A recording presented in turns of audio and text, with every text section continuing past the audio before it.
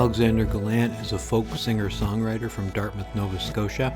His songs are simple and direct, but also singular, I would say, and sardonic. He takes a lot of inspiration from the folk revival of the 1960s, but uses a specific blend of open tuning, fingerpicking, and percussive strumming, combined with funny, personal poetry to write songs that only he could write. He released his debut record, Waiting Tables Blues, with Tibet Street Records in November 2023. His second record, Rubber Monster Suit, is a collection of songs about living with sobriety and in the crumbling uncertainty of the modern political landscape. He writes about love, about living without love, about getting older. Sarah Swire, who pops into the conversation a little bit later, is a multidisciplinary artist with work spanning across stage, screen, and television. They're perhaps best known for playing roles on the smash hit superhero series The Boys, on Anna and the Apocalypse as well, and on the popular Murdoch Mysteries. They'll be appearing this year in the upcoming Apple TV Plus thriller The Last Frontier and Hallmark's new drama Ripple. Swire is an awesome art rock singer-songwriter and storyteller who, when you see her live, will use wildly compelling monologues and spoken word, or what she calls word art, to create a dizzying spectacle that honestly has to be seen to be believed. Her debut album, Sister Swire, was produced by Joel Plaskett in Dartmouth, Nova Scotia. Beyond writing that album, which is so fun, by the way, Sarah has toured and performed internationally and composed music for the BBC, Avalon Arts, and the National Theatre of Scotland. In this conversation, we use the occasion of Gallant's new album coming out to explore what weird alchemy gives birth to a song, how writing music can take the temperature of your brain, as Alexander puts it, and what sorts of expectations tend to be placed on artists in the context of 21st century digital capitalism. We're in a moment where so much music is consumed digitally and repurposed into a soundtrack for our own individual experiences through share culture, through selfie culture, through social media. What does it look like to try and leverage that digital space as a way of getting people out of their homes and into the public sphere? On that note, Gallant will be playing a show on May 25th at the beautiful Sanctuary Arts Centre in Dartmouth, Nova Scotia, alongside Sal. Both will be releasing albums that night. In the interview, Gallant and Swire explain why they think people need to be out more, why we tend to be more inspired by direct experiences of art. I loved Sarah's point that when we encounter someone who is committed to creativity out in the world, we're not intimidated or made to feel feeble, as they put it, in the way that we sometimes are when we encounter it in a digital space. Making time to summon the courage to have an out-of-body experience out in the world can be transformative. That's why I'm looking forward to the show on Sunday and why I think you should go. Like, the first thing I want to say is I'm a big fan of your music and your sensibility, right? Yeah. You have a song in which you talk about, growing up in the country and going to a dinner where, folks might not actually align with your sensibility. And I love that storytelling aspect of your songs. Yeah. But, a lot of the questions I want to ask you were about how you get to that point of having like a finished product, right? Because for folks that don't do the work of writing songs, it's kind of a mystery. Yeah. And so, like, I think the way I access, and a lot of people, it's like, music documentaries, podcasts like Song Exploder. Those stories also always expose the fact that songwriting is this like unpredictable alchemy of like so many things coming together. There are decisions that obviously have to get made in like the process of producing a song, but they seem to happen sometimes totally by accident. Yeah. So I wanted to start by just asking you about your writing process. Yeah. Like, you just play and improvise in search of like that spark, or do you have a certain level of discipline when it comes to writing songs? I think it can vary. Happy accidents are good. Like, I know, for example, in the Beatles studio career, I think they had to have like a bit of a a conference about having less happy accidents because originally they like leaned a guitar against an amp and invented feedback, or like they heard backwards music and were like, let's put that on there.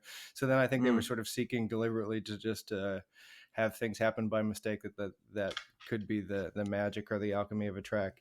And those things are good. And I invite them, but where I'm coming from is a little less initially collaborative or like spontaneous, perhaps, in the way that they were working. So I don't know that it's a rigorous discipline. At a certain point, there's like two modes, right? So it's like lyrically, there's kind of one thing that happens, and then musically, there's another. What I often will do is I try my best to walk as much as I can, because I find that's when the juices kind of get flowing. Which makes sense because you're semi-meditative, you're regulating your breathing, you're walking around, looking around, and it's a good spot to have ideas rather than being stationary or in traffic or at work or whatever. But often that's when I will think of like a line or something, or maybe I'm engaging, maybe I'm listening to other music or to a podcast or whatever. And then, or if I'm reading like that, I'll steal things, or I'll like see a phrase or a sentence and be like, I can extrapolate on that or recontextualize it for my own devices. So I have a lot of notes in my phone, and like that song you referenced, I think this is why my brain's going here. That one in particular was, I was living at my mom's in the country and going on a country walk every day, and the like apples were on the ground rotting, and also like the thing on the people's lawn that I called a hutch, but it's not a hutch, it's some sort of like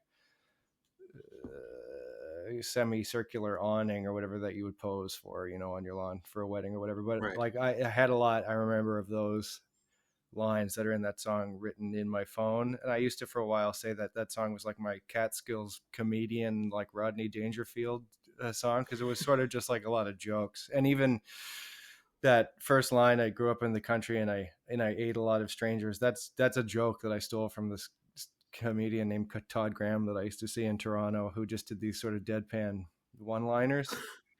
And that joke always used to just, it really made me laugh. And he had a very specific way, and he would kind of just like leer into the audience and chip back and forth, and the pause was great. So that was a big thing for me. Yeah, I love that. So that's part of where I'm at with just getting ideas. And then I wouldn't say it's like collage work, but I can take the temperature of sort of where my brain is at based on the kinds of thoughts that I'm writing down, and then I can see the kind of idea that I want to express.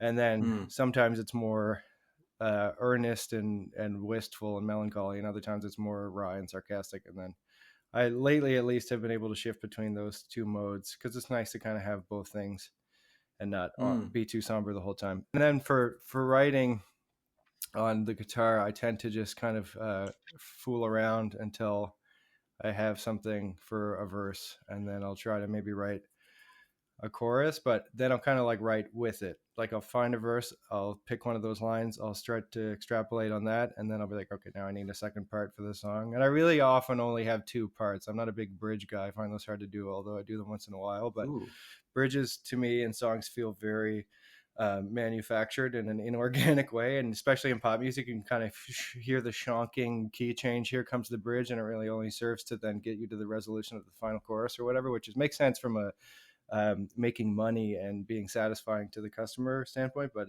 it's not always the easiest thing for me. Obviously, I'm kind of a terse guy just by nature, but yeah, I will sit around and maybe I'll try like a tuning that I haven't used in a while, or maybe I'll like play somebody else's song for a bit and be like, that's not a chord that I have used before, so I'll try to like use that chord. I try to, if I can, introduce something that's maybe a little more difficult than I've done in a previous song. So at least I'm like learning something along the way, because I'm self-taught and I don't know that much.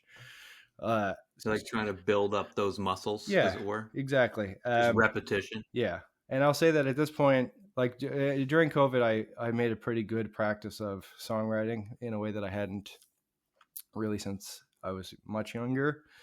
Because I had so much free time. So from that point, it's like if I'm not working on one now, it feels unusual. But to bring it back to the Beatles again, I remember there's this thing that George Harrison said that was good advice he got from John Lennon, which is that if you can finish your song when you start writing it, it's often better than if you have to put it away for a while.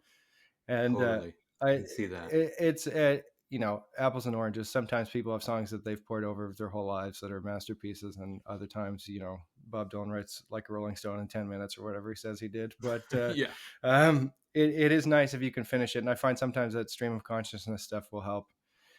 So if I feel like I am in the mood, then I will sit down and try to make it happen. But other times I can recognize when I'm not, and it's not good to like force it in instances, because then you feel like you're grasping at the muse, which is like elusive occasionally. But I've never had writer's block or anything like that. I think I can recognize, maybe a better way to put it is, when I have to do it, because I start to get grumpy. And the whole thing is sort of about like articulating yourself or communicating an idea. And it assuages a certain amount of like frustration, I think. And I can tell when I'm full up or when I'm empty, and then it's either time to like go and listen to things or like ponder, or when it's time to bang one out. Right. That's a really interesting frustration to sit in, and it's like that might be the muse, like just that feeling of like insufficiency or unfulfillment. There's no outlet, I guess we could say. Anyway, like a ton in that response. And you mentioned a couple things that I wanted to kind of pick up on, which is like that line from that song, that opening line. I grew up in the country. I ate a lot of strangers. I've racked my brain listening to it, trying to figure out what the hell you're talking about. And in the end, it's just an absurd joke. Which is so perfect, right? He kind of like, it's in the delivery. So it's not one that, and it's the first line of the song. I like that song because it kind of disarms people a little bit, and it's a little longer than some of the other ones. So by the end, I think people realize that I'm kidding around a lot. But it was all in his delivery. It was sort of like, I grew up in the country, and I had to eat a lot of strangers. sort of the like, okay, you think he's going to say, squirrel pie or whatever, but it's actually a joke about sort of Cormac McCarthy style cannibalism. Right. Yeah, I can see how that'd be right up your alley. But, of course. Like, and you also mentioned, the difference between, Dylan just finding the spark as though from the ether, and then like this song comes out of him, which is often how Dylan talks about writing songs. Neil Young, I remember him talking about writing Cinnamon Girl, literally in kind of like a fugue state, like a feverish. He was just ill, and he wrote that song in like 5 minutes, right? And like, I think the interesting thing to me about that is like singing, right? Like the singing part of it is what gets me. That has to be a little bit automatic if you're writing that quickly. And like when I used to read lyrics for Neil Young songs and then hear him sing those songs, I was always amazed at how he could like get those awkward lines out with a kind of confident looseness and then still make them fit in the song. And I kind of wanted to talk about your relationship to singing specifically. You've done this for a long time. I'm a sucker for kind of more romantic perspectives about the act of singing, which is like an everyday thing. People sing in their everyday lives, but it can also be this like powerful, moving thing, like a force. Singers sometimes save their demos to figure out how to go back to that like spontaneous moment. How did you develop your way of singing?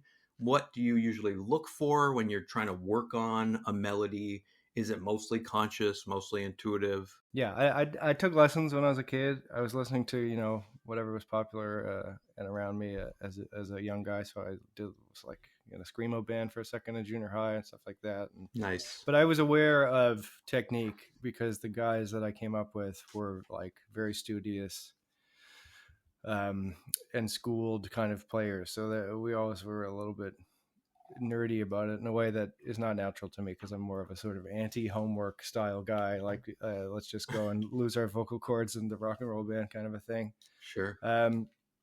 But I was, when I was young, I was very into Radiohead and that sort of pretty falsetto, like voice as another instrument in the band thing. Like I kind of wanted to come at it from that, but that's not necessarily what style of voice that I have. And as I get older, I think my voice is lowering and stuff, and it's definitely become more to me about like the sort of Dylan-esque timing, phrasing, a delivery system for the lyrics, kind of a thing. Although I do pivot every once in a while. I'll hear like a standard, I don't know, like a Cole Porter song or something, or whatever, and you're like, man, they really like could build a house back then, you know what I mean? And that's something that I really am envious about, because I feel like I maybe have more of a writerly bent, which I'm sure other people could claim as a strength as well. But sometimes I really am in awe of people who can write melody. Like Paul McCartney is like a hero of mine, and he's obviously like very famous for just being this freak of melody writing, and it makes so much sense. Every time you hear one of his melodies, you're like, oh my god, very satisfying. And really the straight answer is I kind of sing the first thing that comes into my head, unless it seems too obvious or too reminiscent of something else. But often I'll realize later that I subconsciously nicked it from somewhere, but usually it's not a song that most people would know, or it's like a bit in a song, like it's a little tiny line that no one, unless there's some sort of like scholar or a very fixated person is going to notice. But I don't really pour over that stuff in a way that I just feel that I'm not equipped to do. I think I more so want the like lyric to be good to me in a way that I'm the rest of it just seems more casual, because it's always to me been about communicating the feeling and idea, which is why singing is important. Like that's what kind of gets you past the goalie in a way that like the written word can do, but can't do for me. I'm in awe of poetry, great poetry, you know it when you see it, and it really is like nothing else. But the cheat code of singing is like, then you're really hitting people at this sort of like lizard brain, or whatever phrase you want to use, level that's just like, it's in there. And that's kind of what separates us from being beasts, or whatever it is that you want to say. proof of God, proof of a soul, whatever it is, it's there. And yeah, like, I don't know, Neil Young, you mentioned, like the way he sings, when will I see you again, and the man needs a maid, which maybe you could say is like not the most I don't know, eloquent and forward thinking song of all time, although I find it very honest, obviously. But that's kind of just he's being very open in that song in a way that he's so great at. But then that little hook is like, and that's obviously like a loaded phrase. Obviously we've all felt a certain way and thought that line in our head, but just when he says it, the strings and the piano and everything, you're just like, oh man, and it just gets you right inside. In a way that other things. That song is undeniable. Yeah, right. Absolutely. Yeah. It's so cinematic and everything. But that's the thing about music. Yeah, it's just like it goes under your rib cage and your defenses, or whatever metaphor you want to make, and it can just hit you in a way that is great. Sarah Swire. Hello. Hey. Welcome, Sarah, to the conversation.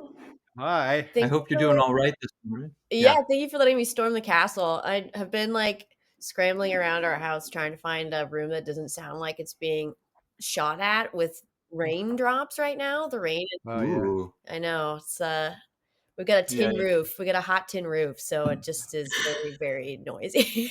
Right. Yeah. Well, I hope there's not a cat on your hot tin roof. Yeah. No, we'd kick her off. She complains too much. Very cool. So, what we were just talking about, and nice mug, by the way. I've got my Day of the Dead mug going on. My Rebecca Kratz cup is sobbing this morning. We get to pick from a beautiful selection of her artwork and her pottery, and like most of it contains images of like women in great distress, which is like awesome. Yeah, it's beautiful. And we were just talking actually about like the beauty of conveying emotion in singing, and how Alex was saying it's like almost a cheat code for expressing ideas and feelings, that you're able to like elevate it with singing. And mention kind of how he develops vocal melody. sometimes cribbing stuff from other songs in ways that like you don't want it to be too obvious. But then occasionally, if you're like dropping in a reference melodically to those other songs, it can be pretty powerful. I immediately thought of Cat Power using bits of Amazing Grace in one song. You know, Sean Marshall has an unbelievable voice, and just like the ability to just level people with it. Yeah. Using that reference is pretty incredible. You know, what's your sort of like approach to developing that sort of thing of like, you know, it's a gamble. Like, how do you get to that place? Sorry, I'm not a singer. I always feel like, not all the time, but I recognize that like a lot of the time the vocal line is in the absence of like a brass line, and like both of those instruments in like an orchestral capacity often take the kind of like triumphant lead and like are leading the army of sound essentially, and they often produce the like the thesis of the song, you know, like in terms of like what like the grand idea of it is usually comes out in the horns. But like similarly, I think like, I mean, I grew up doing theater, and I, despite my trying my fucking hard, can we swear? Trying my hardest. You certainly can. Great. Fuck yes. I am so deeply influenced by theater and musical theater and like old Tim Pinelli, where pop music kind of like originated with those Cole Porter standards and stuff. And like I was just talking about Cole Porter. Cole fucking Porter, man, that guy rocks. I love him so much. It's all related. Yeah. He knew how to build a house was his phrase, which I think is lovely. Yeah. Yes. And I was thinking of that line in the Social Network, you know, when they are at the men's choir, Army Hammer Twins, and they're doing like a choral arrangement of I swear, and then Army Hammer looks to the other guy and goes, whatever happened to Cole Porter? I just love that bitchy it's so line. true. Yeah. I mean, I that's such a great analysis that like you're like filling, if there are no horns, then the voice is the horn, right? Yeah. And I've heard it said though that like strings are the closest physically, almost like materially, to the voice. That makes right? sense. Like, but yeah, but it's the same kind of idea. Like you're providing the thesis, you're providing that kind of like top line, whatever. Yeah. But sorry, I didn't mean to. No, it's just like, it's such an interesting thing because people come at it in so many different ways. Some people really stew over it, and then I think a lot of people just kind of like recognize where the melody like naturally counterbalances what you're doing on your kind of like dominant instrument and how you're pacing it out. And it's not something that I ever really think about that crucially. It's usually just makes a lot of sense in the moment, and I am consistently caught off guard by what happens. Like it's most of my voice memos on my phone are like gibberish, me being like a and then I like go back to it later. I'm like, all right, and sometimes try to build something out of it, but yeah, for the most part, it's just like, it's really, I think Alex would say the same too. It really is just like, I have no idea why I feel compelled to sing this against this particular melody, and a lot of that has to do with like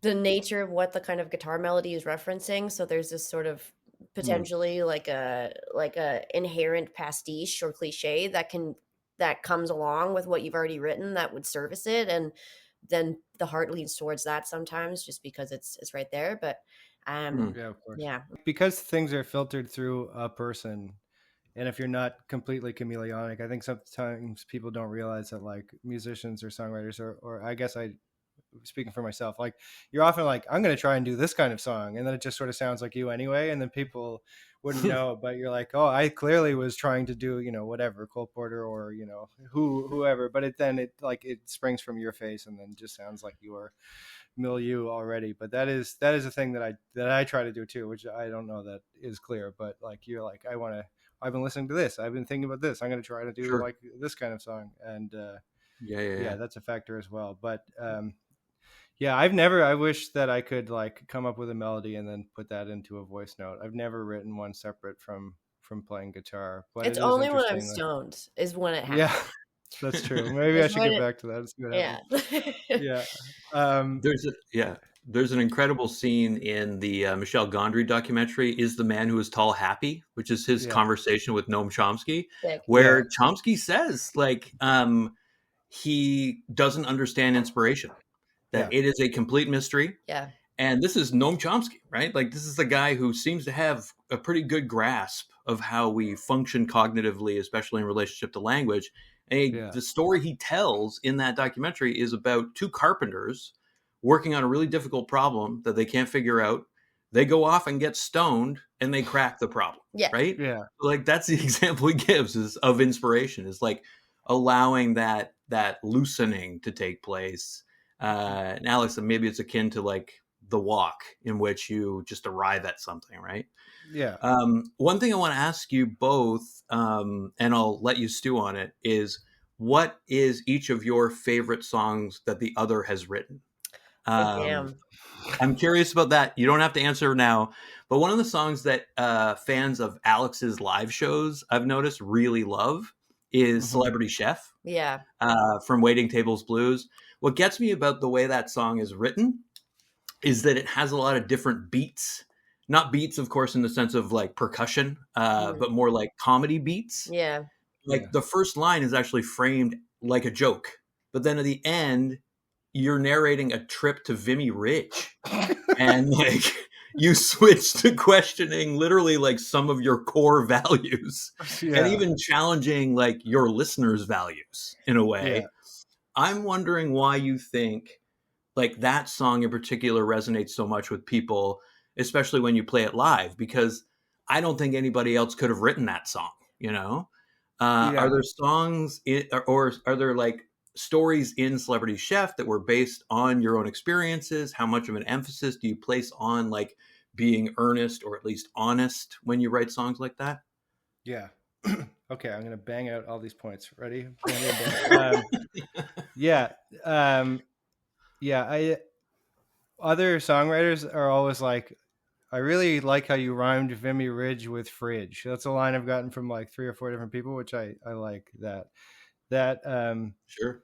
Yeah. I like that those songs like became ones that people like, because I was very insecure about them when I was writing them, because I used to be, speaking of earnestness, like a little bit more, maybe earnest isn't the right word. I think I was more pretentious, and I think I was trying to mask like a lack of articulation under sort of semi-vague swipes at being poetic in a way that I wanted people to project whatever they could onto the stuff that I wrote. And then I got the feeling that specificity maybe unlocks this kind of universality, because, you know, I don't know. It's like the way that you can see a movie about somebody who is nothing like you, and then you kind of identify with them because the movie is like, this is the main character of the movie.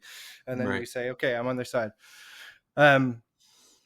But what was I going to say? Yeah, I don't know. That song and a couple of other ones that I have, I don't know if I'm like punishing people in like a sort of Hanukkah way of like, well, we all laugh together, but now the last line is about how we're all going to die. So like you have to sit in that for a bit. Or it's like, you know, when you're on mushrooms and you're laughing really hard, and then all of a sudden there's like, you stop laughing and everybody's kind of just like for a minute. And so like a dark cloud passes across. But there's something about that. But I think that's just maybe like where my brain is at. What else did you say?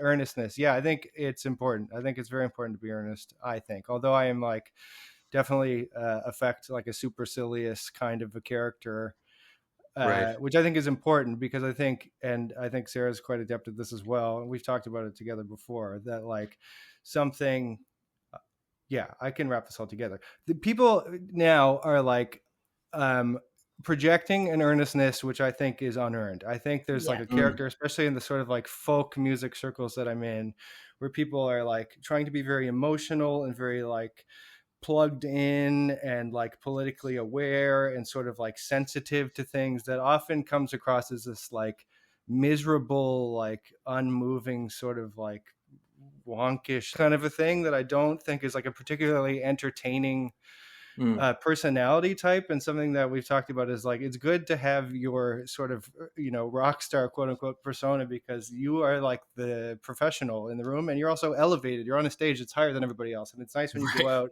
to be like, you paid money and I'm going to entertain you. So whether that is like, me being kind of like an evil comedian or whatever it is that I'm doing, like, it's nice because then people can laugh, and I like to riff, so that's good. But yeah, it's something I noticed that people like, and I tried to write things about what's going on or whatever, but people will sort of like be like, things are so scary right now, and then they'll play their song and then they'll screw up and be like, oh, I'm sorry, I messed it up, and you're like, I could have not watched this.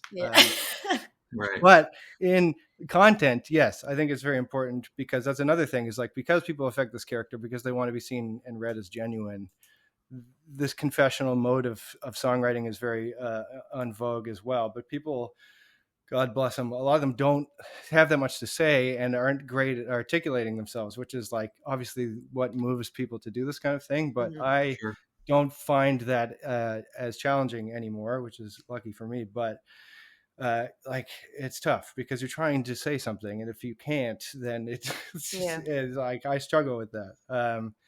So yeah, I think you have to be honest, whatever that means, whatever form it takes. And you can be like, I don't know, like F for Fake, the Orson Welles movie, is all about tricks and lies and magic and forgery and stuff, but it's like, he is there and his worldview is there, and it's like an honest document that is an illusion. So like the artistry is always there, and like we were saying before, like whatever you do comes through you. But yeah, you're duty bound to not just be like, and I don't know, some people are just like tulpas or like chameleons, and they're like, this is what I think a musician is, and this is how I'm going to operate in the world. And a lot of those people are very business savvy, but like, they don't speak any truth to me. There's like a technical like rigor there that's like pretty impressive, but it is alienating, I think, a lot of the time. And like, Leonard Cohen has this really great kind of prose poem called, I think, How to Speak Poetry, where he says, like, the word butterfly is merely data.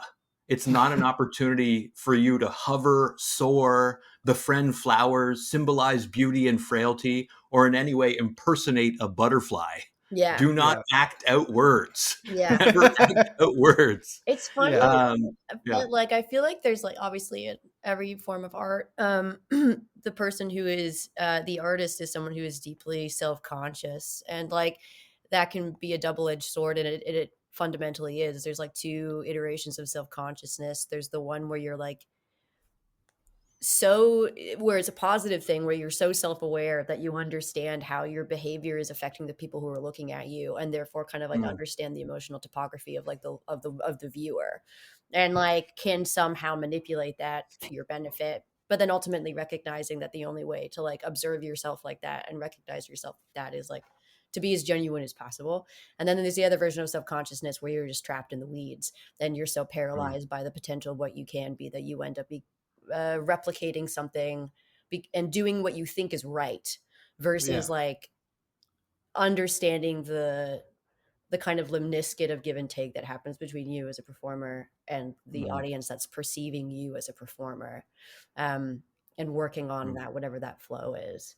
And like, people like Leonard Cohen are so capable of doing that because they're constantly referencing the fact that they're referencing something, and like that level of removal is so insane. That's like fear. That's like the type of self-consciousness that becomes a level of ego death at that point, where you're just like in total control of your performative and ego self. And that type of puppeteering is like really remarkable. And I mean, like, you're speaking from experience, like as an actor, as a person with a theater background. I know both of you have, well, actually, I mean, I've only heard this from Alex, that you actually enjoy being on camera. And maybe there's something about that awareness of the camera that gives you like that opportunity to be self-aware in ways that aren't like egotistical, but instead like about ego death, about like, giving, like wearing a different sort of agency almost. I finally got around to watching one of your 4 favorite films on Letterboxd, Alex, McCabe and Mrs. Miller. And Warren Beatty's performance in that movie is unbelievable. right? Oh, Like just in terms of inhabiting, like being so inside a character that, as you were saying earlier, like you do kind of project yourself into that person, right? Yeah. And I kind of wanted to maybe use that as a way of like switching gears a bit and talking about music in film, because like McCabe and Mrs. Miller is like renowned for Robert Altman's use of Leonard Cohen's songs, especially Winter Lady, which like serves as the film's theme. Yeah. And, you know, I just wondered, like in general, what's that relationship like for either of you? Like how important is music in a film to you? Sarah, like when you're trying to kind of get into character, are you using music to some extent? Mhm. And also, have either of you seen Sinners yet? No. It's unbelievable. It's like unbelievable in terms of that, like, yeah, blend of music and film. It's, Yeah. I mean, it's so important because there are directors who script write with songs in their heads, and like that is such like a like Edgar Wright's one of those people who is just like That's right. his movies are just like music videos, elongated music videos to his favorite songs, and that rocks. And then there's like, you know, I think there are a lot of people. That's such a broad way of thinking about it. But then there's like artists like people like Mika Levy or Micah Levy, who does all of the composition for Jonathan Glazer's movies and are themselves like a remarkably unique composer. But they're like somebody who spent their entire career fucking around with instruments and making them sound the way they're and what I think is a purely genius way to use an instrument to like make them sound the way that they're not supposed to sound, and not playing them in a traditional way, and just like witnessing the film that's been put in front of them, and then just kind of like emoting through whatever medium or like musical vehicle is accessible to them.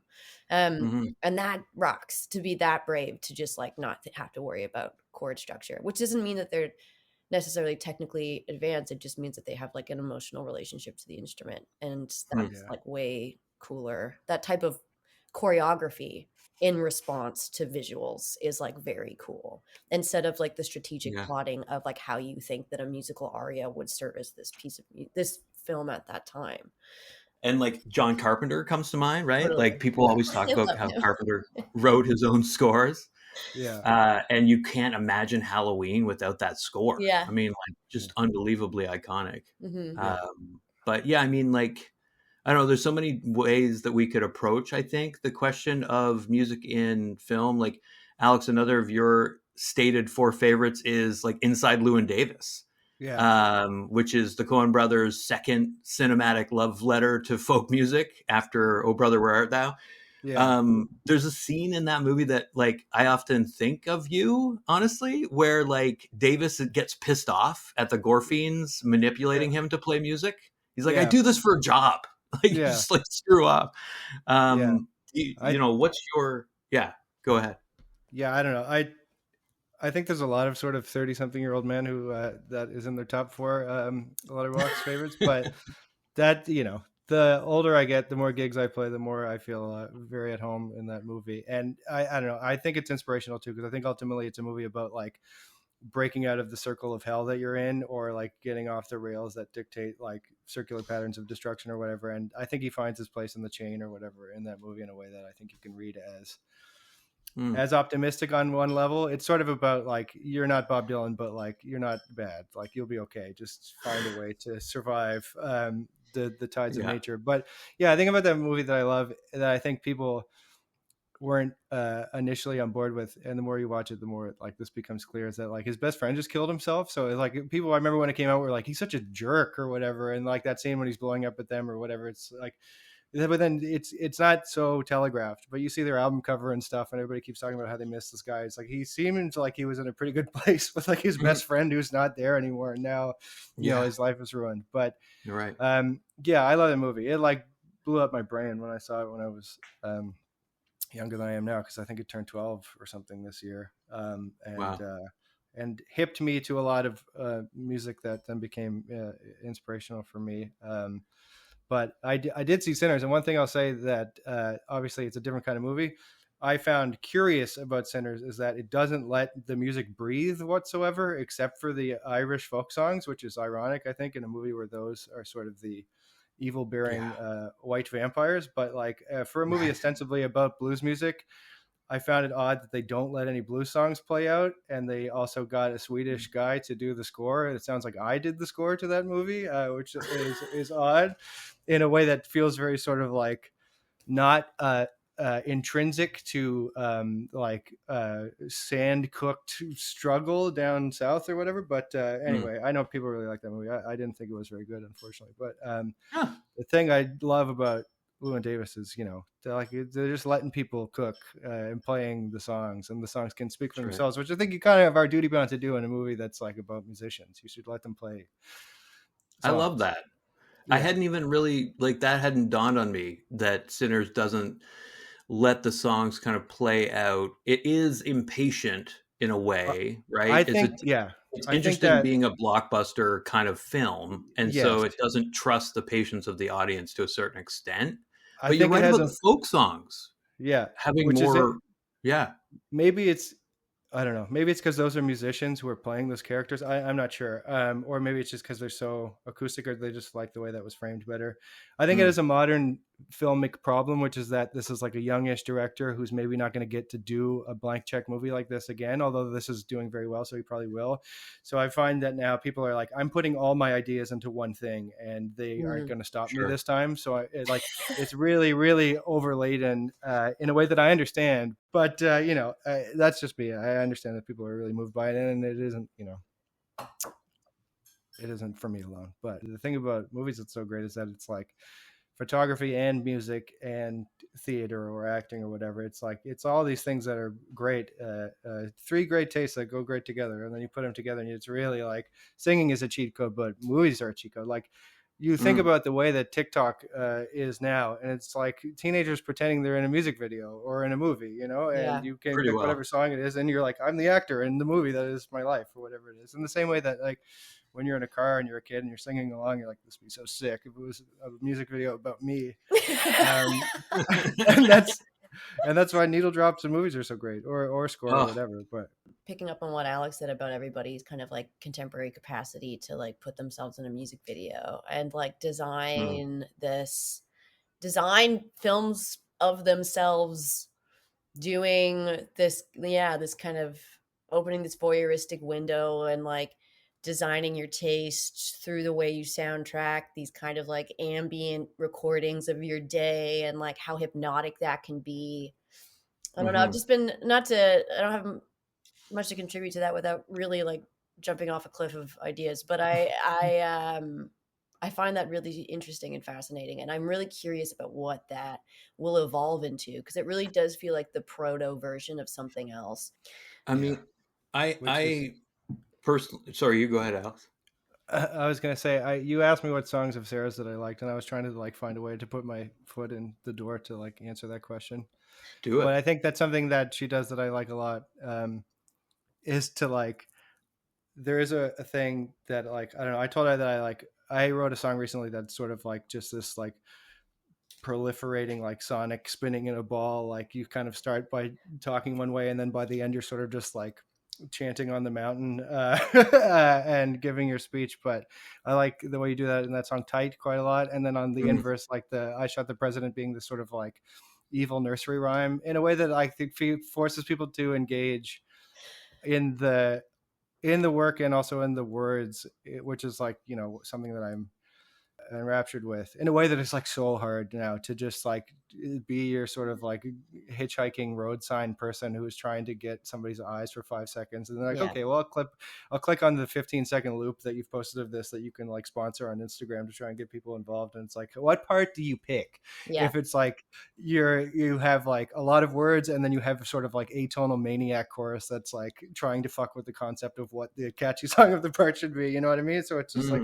I like that. And I think that like, obviously real artists are going to be real artists, but like this world that is like in a sort of like the bottoms falling out way, rewarding, I don't know, slot machine music or whatever you want to call it, it's important to not do that. Yeah, well, that's so well, first of all, it's nice of you to say. And I also I found myself writing a melody the other day, and I was like freaking out. I was like, where have I heard this? And I realized it sounds like suspiciously similar to one of your songs.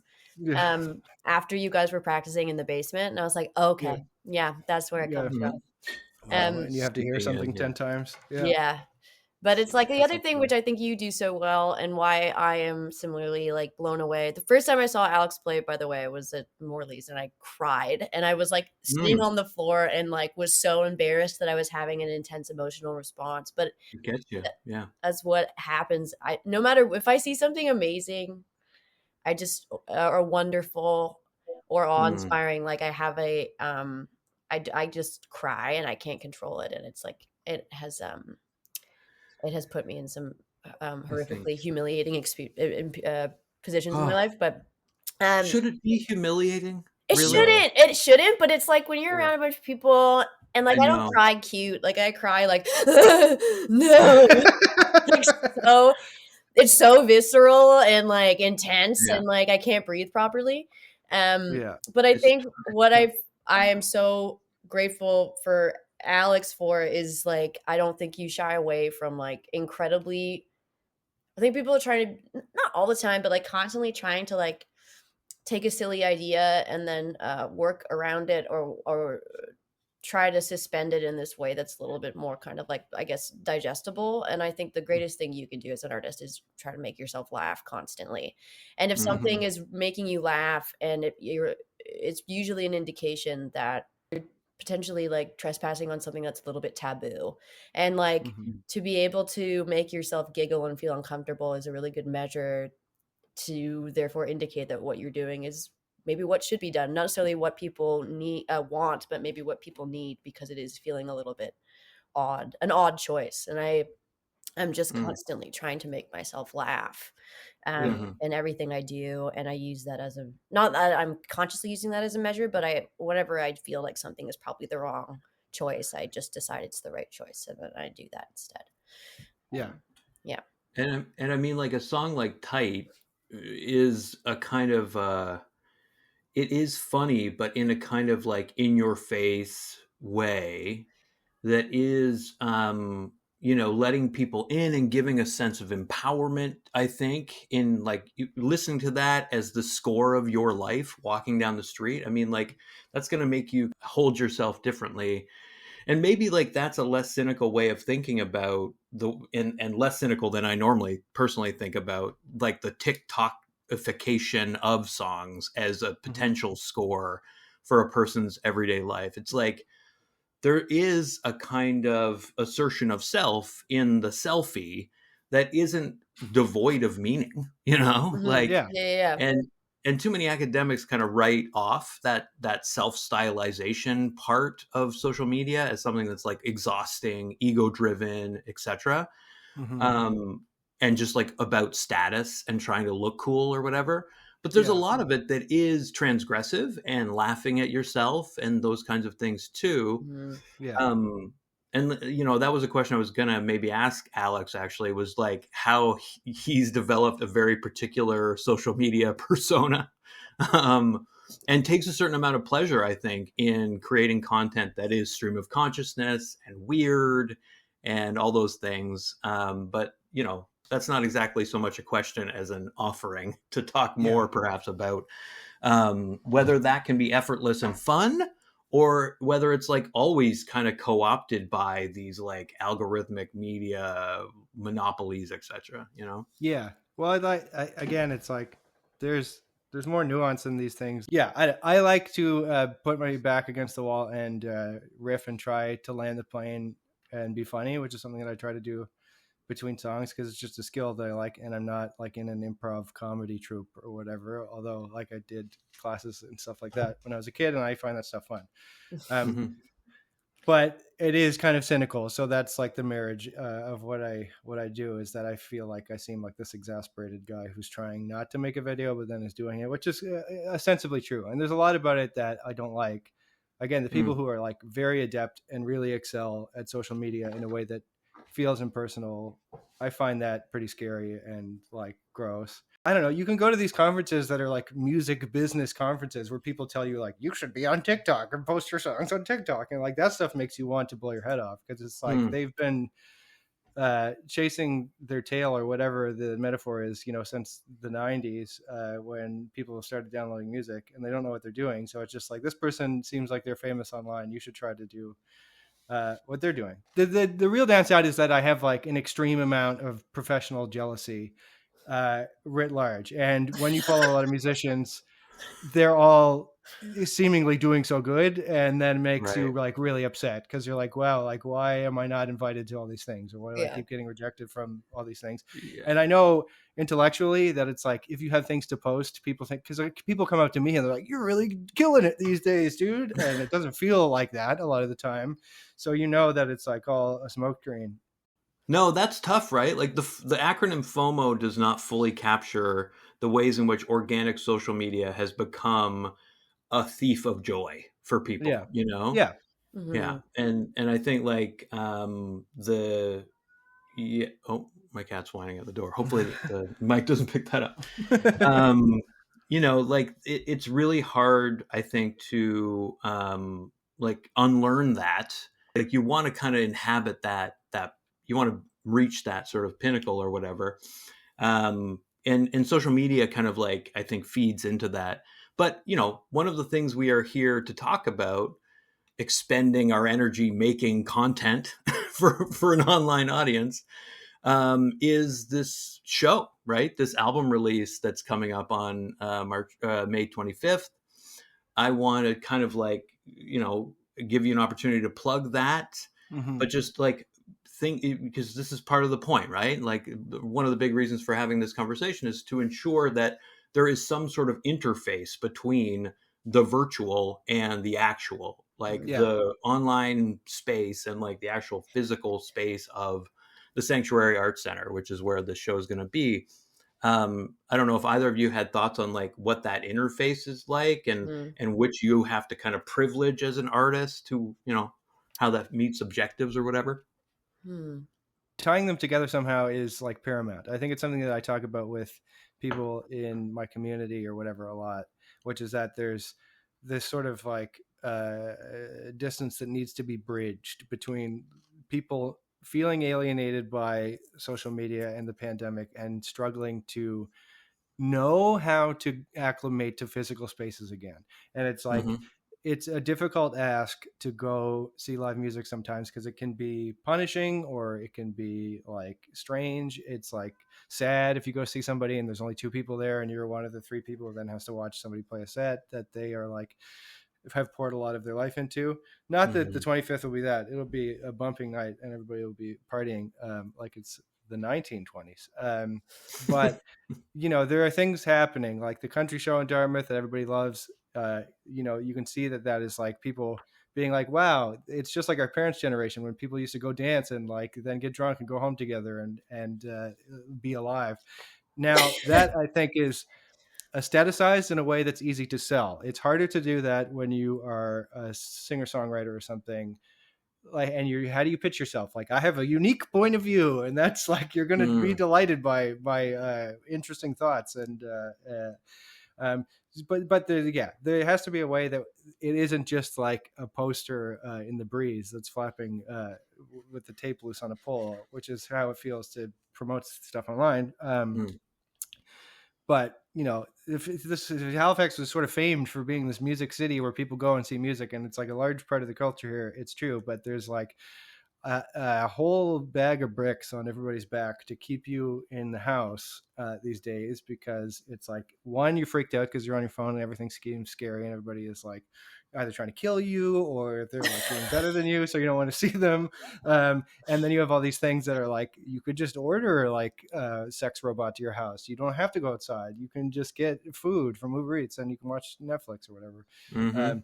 So like, if we want to like, I don't know, be able to know how to talk to each other again. And like, I'm not saying you need to have discourse with your enemies or whatever, but like to just feel like you aren't alone in this world, like going and doing things is absolutely the way, because like being moved by art in a way we were talking about before, like crying in public or whatever, it's funny because people want to seem normal. They want to seem self-actualized. People are constantly talking about this like gamified way that they're healthy and they're like doing their steps and they're doing their yoga and all this stuff. But like, it's not so normalized to talk about being like moved and having epiphanies all the time, which I think is actually what like life is about. Because when you stop doing that, then you start dying mentally. You know, I feel like how do I phrase this? Yeah, there's obviously like this extraordinary FOMO and this insane sense of failure that tends to happen when you engage too long in the digital world, and which is funny because you would think that seeing a bunch of things that are considered inspiring would compel you to do inspiring things as well, but instead it kind of like traps you into this like state of feebleness and feeling like you can never amount to that because perhaps you are just like wrestling with the fact of how much effort it takes to create something to give that off. Like there are steps involved to eliciting that response from people. Whereas actually, I think like the biggest way to change people and like, you know, affect people. How do I phrase this? I have met people in person more often than I have online, never online, that I have been like, oh my God, I love this person. I want to be this person and I need to change my life. I need to improve in order to be this person. And what was so compelling about them was the effortlessness in which they communicated with the people around them and the community around them. Like that type of encounter doesn't elicit dread or competition. It just like hits you in the gut and you just decide that you have to be a better person.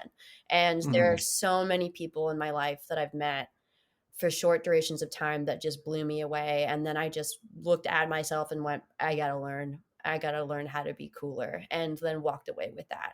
And those things happen to everyone, but those things happen when we like go out. And like, while, you know, potentially I think like it's way more of a struggle to get people to come see gigs these days, to leave the house, I don't think the magic of encountering somebody who is like deeply remarkable and transformative is lost. And like that kind of boots on the ground encounter or work that really wonderful, enigmatic and confident people do is like what really changes the world and like compels people to be better artists. And I agree. It's there's like so many cool girls out there that I've met that have made me want to be one too.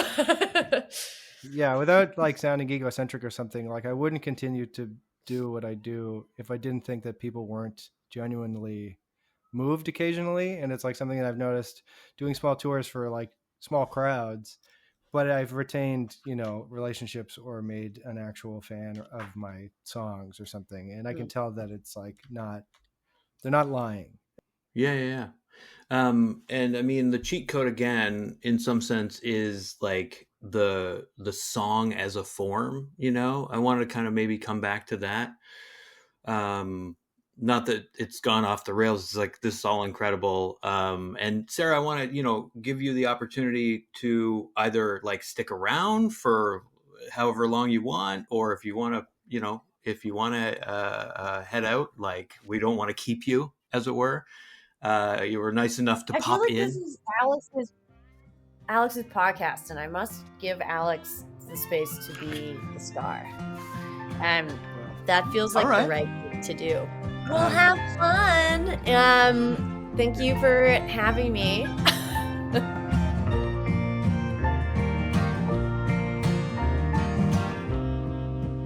Maybe it's a question of which direction you want to go in. Like, should we talk about specific songs? Should we talk about like the album as a whole? Whatever. What are you interested in? I am happy to do either. I don't know, like, I worked with this PR firm on the first single, and they were like, "It's good to have a story to tell about like your content." Oh, really? Okay. People, I don't know that and maybe I will after like gigging these songs for a couple months.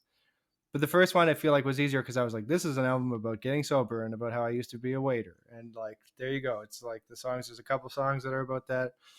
This one, I don't know how to do the elevator pitch yet. It's like, It's about, let's work on it. Yeah, it's about being young, middle age, and like having had relationships and being sober now. And as like a project, I don't know. It was sort of just like let's twist again like we did last summer. You know, I sort of made it in a similar way, and had some returning guest stars and stuff like that, and but with a little bit more bells and whistles, I guess. Well, the bells and whistles are a thing that really kind of piqued my curiosity listening to it, and maybe we'll get to that through like the single that you mentioned, Pretty Boy Hacks, right? Yeah. Where there's like this firm asking you to think about the pitch. Let's like see if we can think through what's going on in that song, because like the themes in it do appear to be characteristic of where your head's at.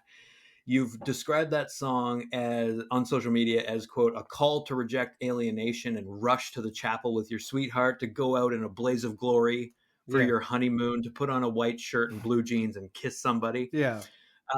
It has this like blissful blend of like heedless violence and like headlong romance that seems kind of characteristic of the mood of some of your recent music. Yeah. And like, you know, there's an artistic curiosity, whether it's tongue in cheek or not, about things like gun violence that's coming through in your songs. Yeah.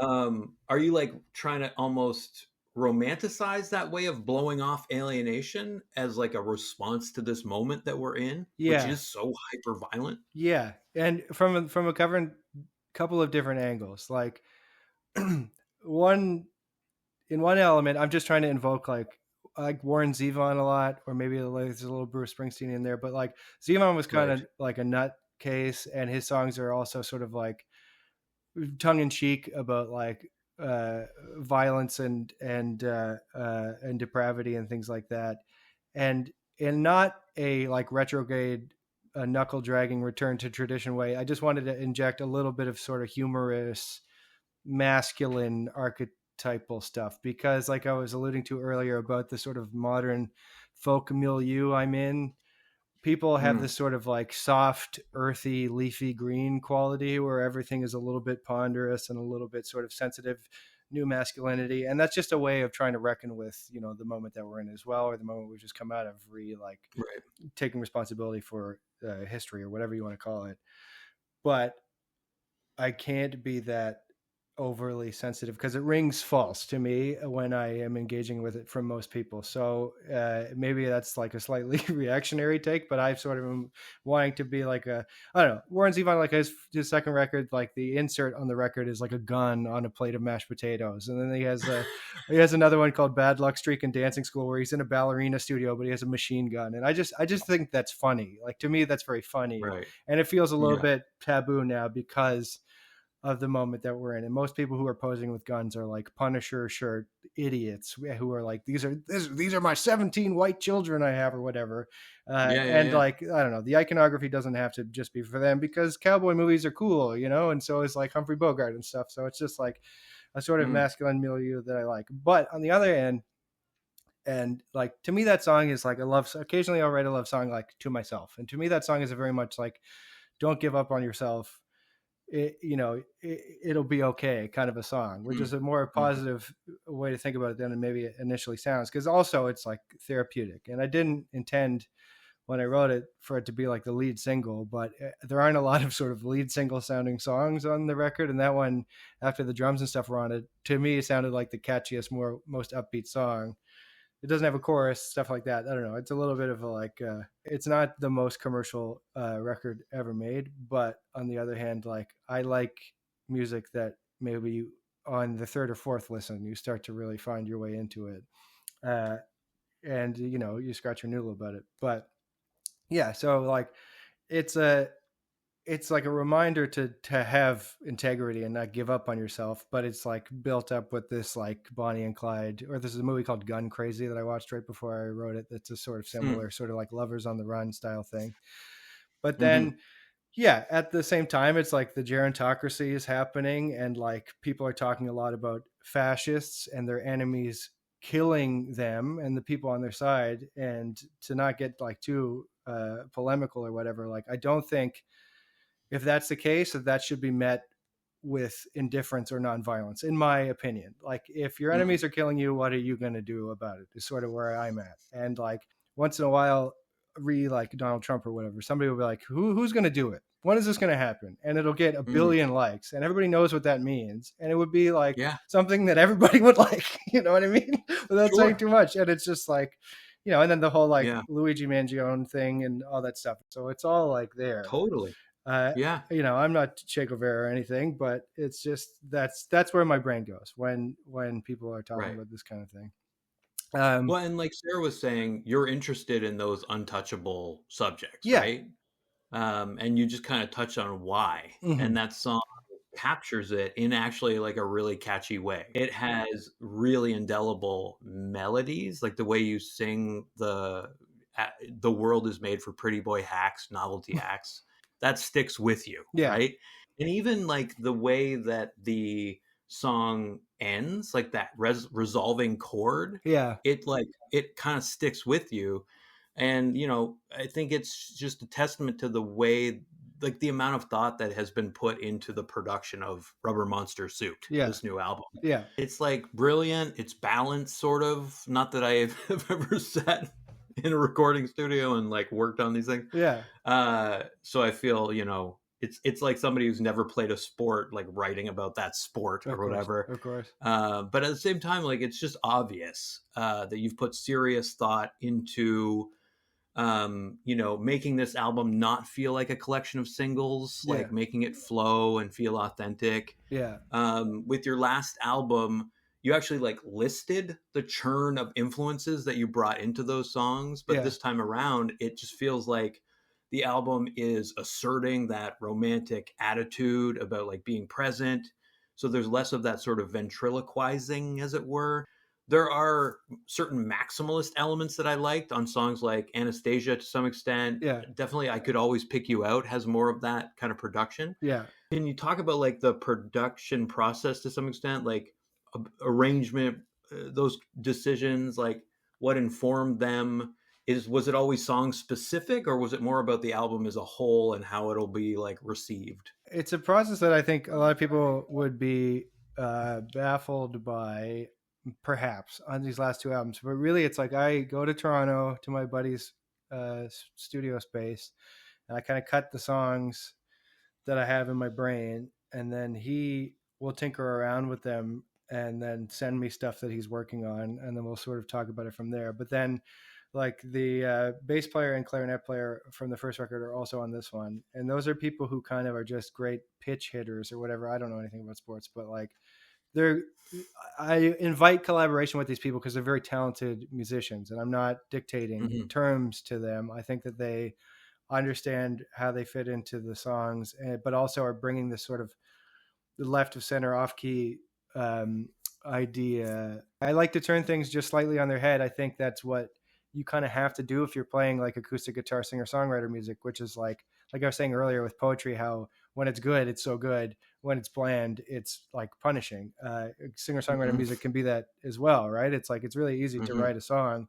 It's hard to do something that's been done a billion times in a way that people are like, that's kind of interesting. You know what I mean? So like, I don't know, something that emerged on this one that I don't know that I'm consciously doing, but is something that like all the people that I like a lot did, which is like to take the temperature of your contemporaries and community, see what they're listening to, and then try to like fuse it together in some way to like show your respective influences, but also put your spin on it.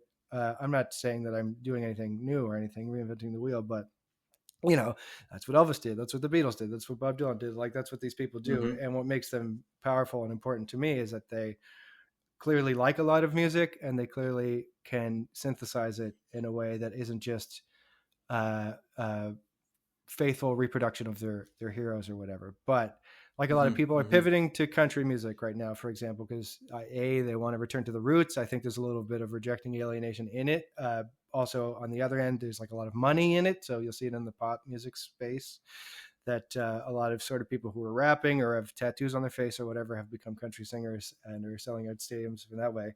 So there's a little bit of country music stuff going on in this, but then like I like that Anastasia is like, instead of a slide guitar solo and a little bit of a pretty musical interlude, like this is a squonking maniac like clarinet solo that sounds like avant-garde jazz. Yeah. Because I don't know, I'm into it. I like that sort of like provocative performance there, and that's maybe the most sort of like difficult moment, but I think it's still pretty as well. And then something like I could pick you out. I don't know. That song is just like that one. I feel is very earnest. That was like a sort of moving through a breakup song, which is like a classic thing to write a song about.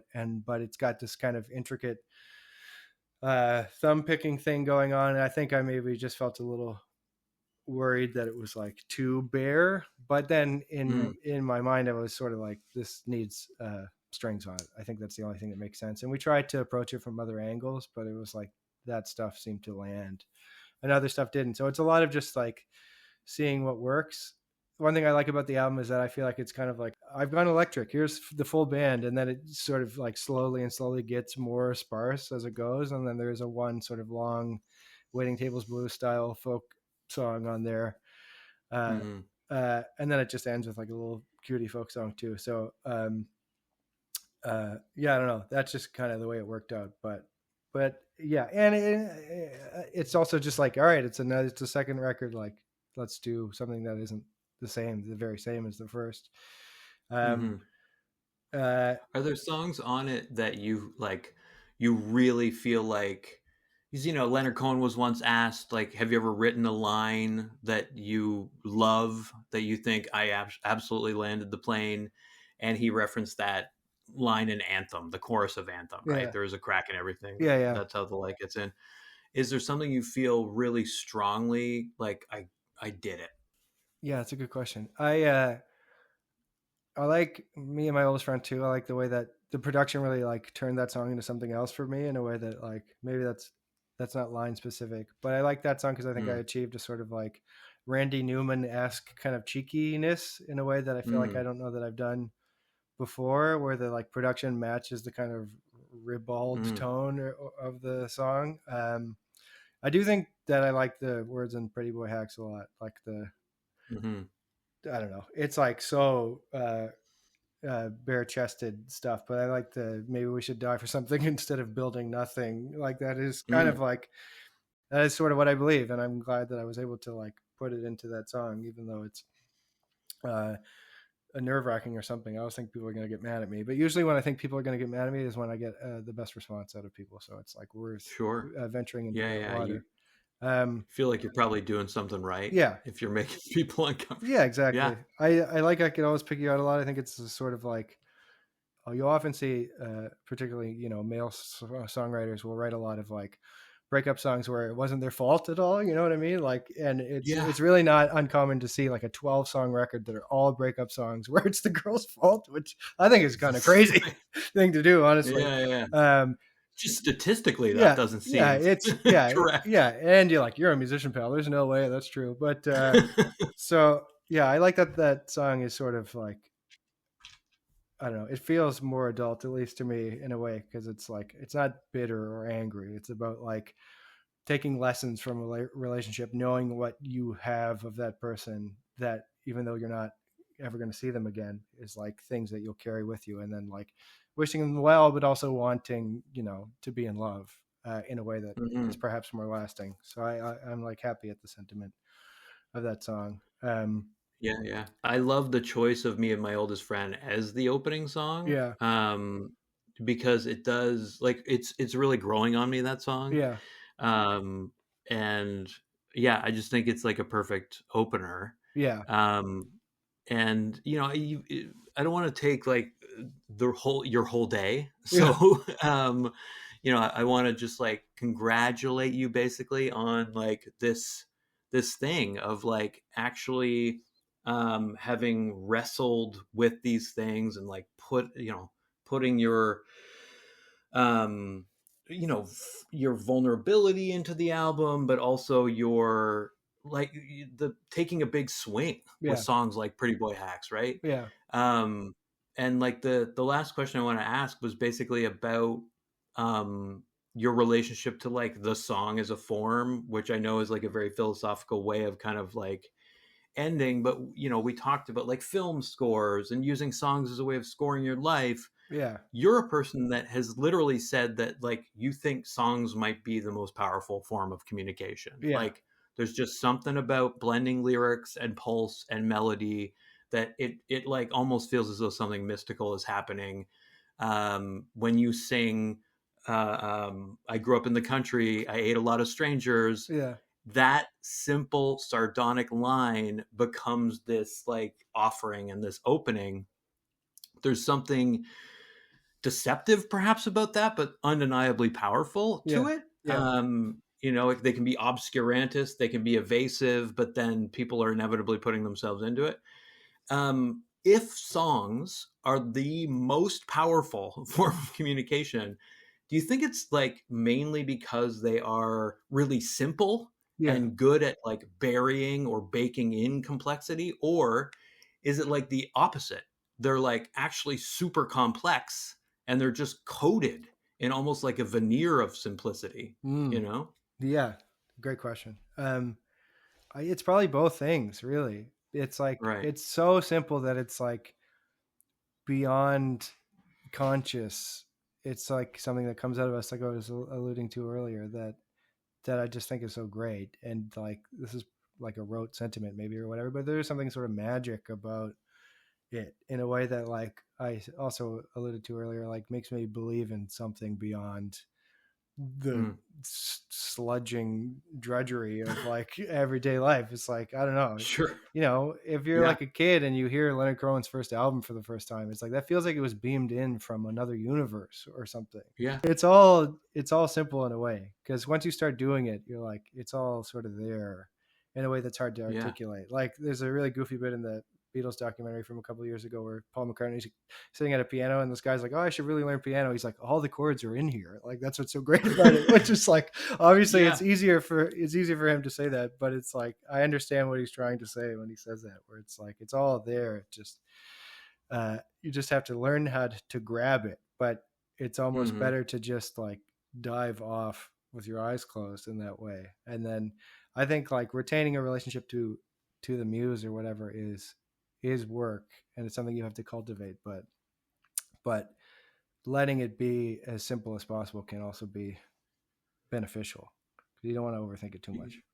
I think about the scene at the end of McCabe and Mrs. Miller, which is like such an unbelievable film if people haven't seen that, like where McCabe, this like grizzled gunfighter who's struggling to maintain this frontier town in a revisionist Western universe, right? He says to Mrs. Miller, Constance, I got poetry in me, right? I got poetry in me. And he's like struggling he can't articulate it, right? Like it's just the spontaneous kind of emotional truth or whatever. Yeah. But it's like, breaks your heart to hear him say this as he's like literally thinking about people coming to kill him. I know. Yeah. I got poetry in me. And anyway, and like, I don't, not to impose too leftist a reading on that movie or whatever, but it's like, it's so brutal, right? He's like this guy who's like the myth of the American West. He's full of shit. Most of the things he did aren't true, but he like is like longing for something. He has poetry in him, and what happens? The bank wins, like the house wins, and they come and they kill you. And there's no free real estate, really. Like it was all a crock of shit.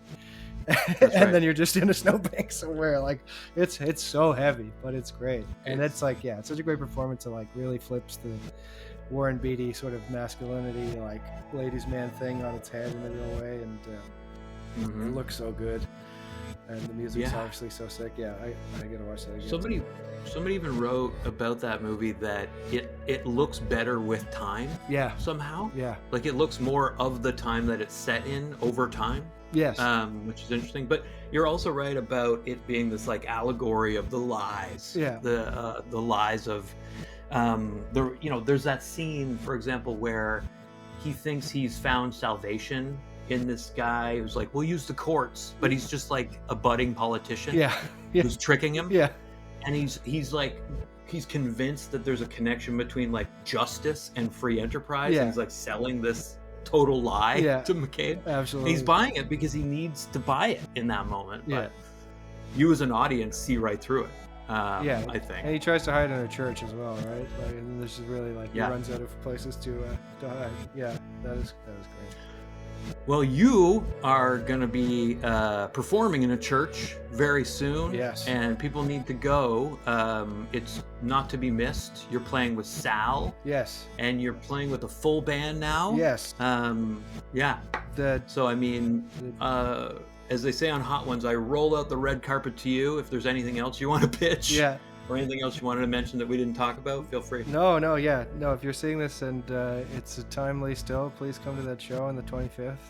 You can buy tickets through my Instagram bio if you like, or you can just show up on the day.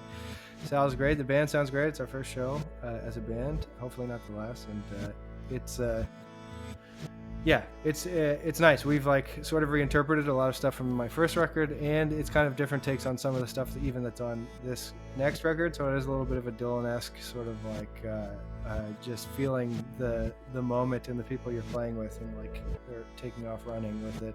But it's a very cool sound. It's got more of a sort of like cigarettes in an LA bar, David Lynch kind of a sound than I expected to have with a band, but it's really like cooked up some of the tunes too, in a way that I'm excited to share with people. But beyond that, the record was out the same day, so listen to that wherever you get your music, and that's about it for plugs. I really appreciate you having me on.